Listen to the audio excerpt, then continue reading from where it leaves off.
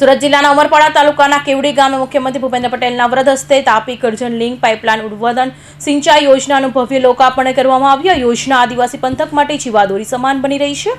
અંદાજે 927 કરોડના ખર્ચે તૈયાર થયેલી આ મહત્વાકાંક્ષાની યોજના ઉમરપાડા અને ડેડિયાપાડા તાલુકાઓના ખેડૂતો માટે આશીર્વાદરૂપ સાબિત થવાની છે.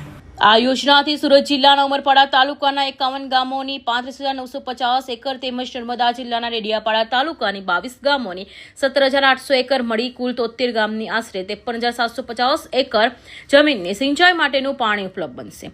વર્ષોથી પાણીની અછતનો સામનો કરતા હજારો આદિવાસી ખેડૂતોને આ યોજનાથી સીધો લાભ મળશે અને તેમને આર્થિક સ્થિતિમાં સુધારો થવાની આશા વ્યક્ત કરવામાં આવી છે. લોકાર્પણ કાર્યક્રમમાં પૂર્વ ઈશ્વરભાઈ પટેલ તથા ગણપત વસાવાએ સાદડ પાણી ખાતે આવેલા પમ્પિંગ સ્ટેશન નંબર 4 અને કાર્યક્રમ સ્થળની મુલાકાત લઈને તૈયારીઓની સમીક્ષા કરી અને જરૂરી માર્ગદર્શન આપ્યું હતું. ડુંગરાળ વિસ્તાર હોવાને કારણે પરંપરાગત નહેર વ્યવસ્થા દ્વારા પાણી પહોંચાડવું મુશ્કેલ બનતું હોવાથી ઉકાઈ ડેમમાંથી લિફ્ટ ઇરિગેશન પદ્ધતિ દ્વારા ઊંચાઈવાળા વિસ્તારો સુધી પાણી પહોંચાડવાની વ્યવસ્થા કરવામાં આવી છે. પાઇપલાઇન માર્ગમાં આવતા સૌથી વધુ હાલના ચેક ડેમ તેમજ 35 થી 40 કોતરોએ ભરવાનું આયોજન પણ કરવામાં આવ્યું છે, જેને કારણે બોરવેલ રિચાર્જ થશે અને ભૂગર્ભ જળ સ્તરનું ઊંચું આવશે.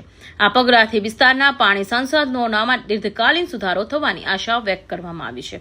આ યોજનાના અમલથી હવે ખેડૂતો વર્ષોમાં 3 સિઝનમાં પાક લઈ શકશે. પરિણામે સ્થળાંતર ઘટશે, સ્થાનિક રોજગારીમાં વધારો થશે અને વિસ્તારની આર્થિક સદ્ધરતા વધુ મજબૂત બનશે. રાજ્ય સરકારના પ્રયાસથી ઉમરપાડા અને ડેડિયાપાડા પંથકમાં વિકાસનું નવું અધ્યાય શરૂ થવાની આશા વ્યક્ત કરવામાં આવી છે. લોકાર્પણ પ્રસંગ જિલ્લા અને તાલુકા સ્તરના અનેક આગેવાનો તેમજ મોટી સંખ્યામાં ખેડૂતો હાજર રહ્યા હતા. અમીરસિંહ ચૌહાણ, માંડવી.